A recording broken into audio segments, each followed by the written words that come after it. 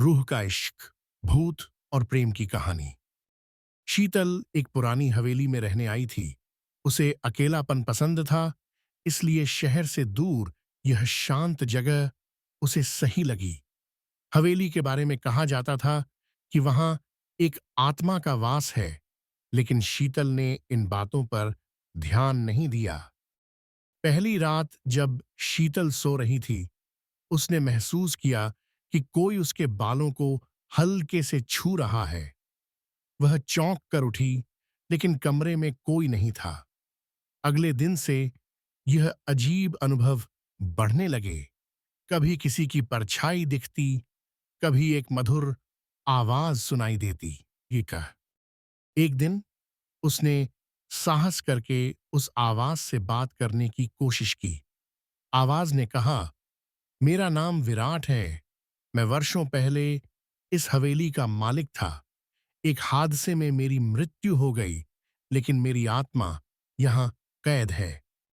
धीरे धीरे शीतल और विराट के बीच संवाद बढ़ा।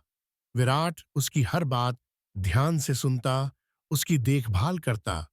दोनों के बीच एक अजीब सा रिश्ता बनने लगा, जो प्रेम जैसा था।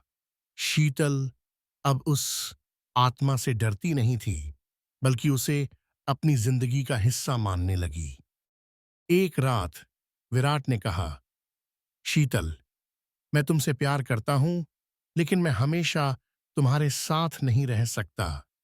मैं एक आत्मा हूं और मुझे इस दुनिया से विदा लेना होगा। शीतल ने रोते हुए कहा, अगर तुम चले गए तो मैं क्या करूंगी? विराट ने उसे गले लगाते हुए कहा, मैं हमेशा तुम्हारे दिल में रहूंगा। तुम मेरी आखिरी इच्छा पूरी कर दो, ताकि मैं मुक्त हो सकूं। शीतल ने उसकी बात मानी और अगले दिन उस हवेली के पास एक पुराना पेड़, जहां विराट की यादें जुड़ी थीं, वहां पूजा की। उस रात विराट ने शीतल को आखिरी बार अलविदा कहा। हवेली शांत हो गई, लेकिन शीतल के दिल में विराट की यादें हमेशा के लिए बस गईं।